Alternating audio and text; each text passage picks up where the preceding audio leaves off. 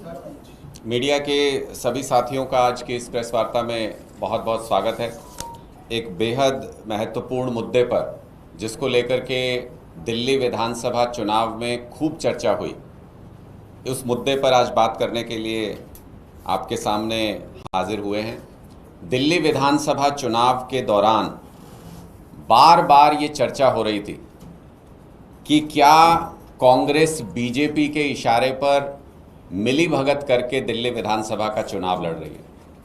हमने कई बार, हमारे नेताओं ने भी और लोगों ने भी ये आरोप लगाए कि टारगेट करके आम आदमी पार्टी के बड़े नेताओं की सीटों पर कांग्रेस को बीजेपी फाइनेंस कर रही है।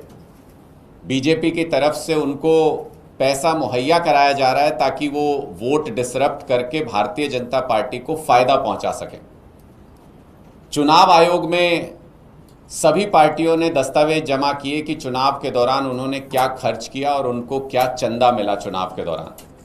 तो उसमें बहुत ही हैरान करने वाले आंकड़े सामने आए हैं जो उस दावे को और पुख्ता कर देते हैं कि क्या कांग्रेस दिल्ली विधानसभा चुनाव में भारतीय जनता पार्टी के इशारे पर काम कर रही थी, चुनाव लड़ रही थी।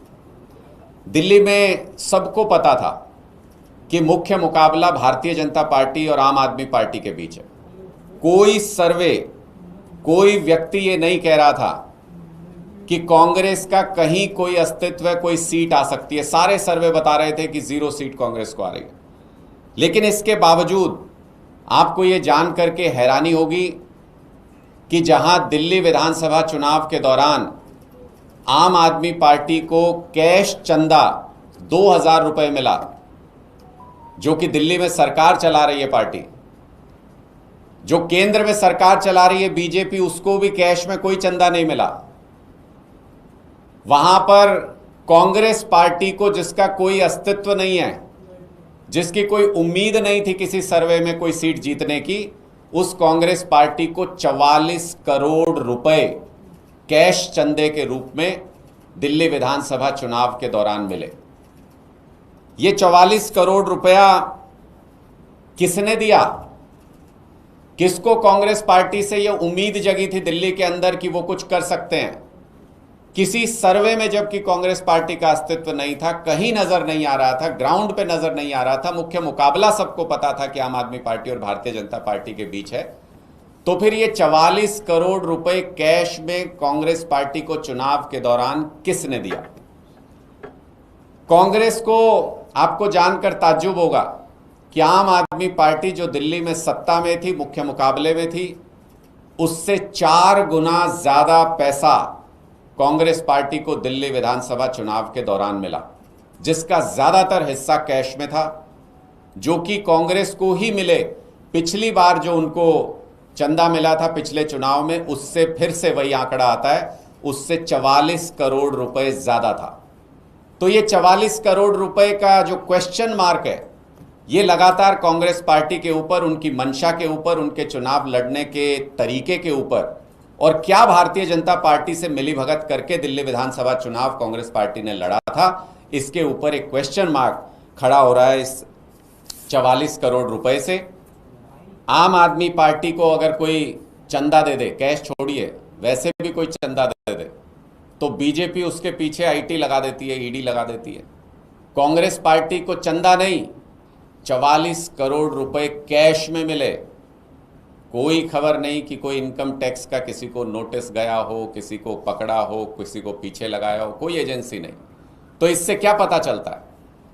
जो हाल ही के दिनों में जब पाकिस्तान के साथ भारत का कॉन्फ्लिक्ट हुआ, जब हमारी सेना ने पाकिस्तान को मुंहतोड़ जवाब दिया, उनके ऊपर ताबड़तोड़ हमले किए, तब भी अगर भारतीय जनता पार्टी से जब सीज फायर को लेकर सवाल पूछे गए तो उनको बचाने के लिए कौन सामने आया?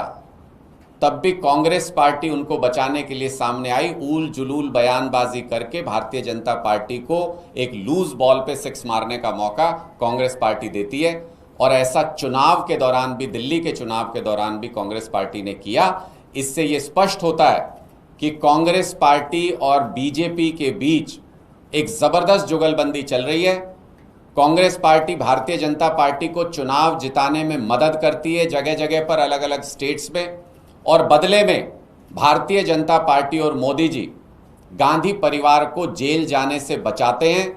चाहे वो दिल्ली के कॉमनवेल्थ घोटाले में क्लीन चिट देना हो, चाहे 2G स्कैम में क्लीन चिट देना हो, चाहे वो जो इनके रॉबर्ट वाड्रा जी के और गांधी परिवार के ऊपर केसेस चल रहे हैं उनमें जेल से बाहर रखना हो, अलग अलग मामलों में कांग्रेस के नेताओं को बचाए रखने की जिम्मेदारी बीजेपी के नेता निभा रहे हैं और बीजेपी को सत्ता में लाने की, चुनाव जितवाने की जिम्मेदारी कांग्रेस पार्टी निभा रही है। ये जुगलबंदी अब पूरे देश के सामने धीरे धीरे एक्सपोज होती जा रही है कि कैसे कांग्रेस पार्टी सिर्फ बीजेपी के हाथों की कठपुतली बनकर के रह गई है। आपके कोई प्रश्न तो आप पूछ सकते हैं। क्या कोई ऐसी लिमिट है कि कितनी फीसदी तक आप कैश में ले सकते हैं चंदा? कुल चंदे का कितना फीसदी कैश में होना चाहिए, या कि ये अनलिमिटेड है, कितना भी आप कैश में ले लीजिए? पहला।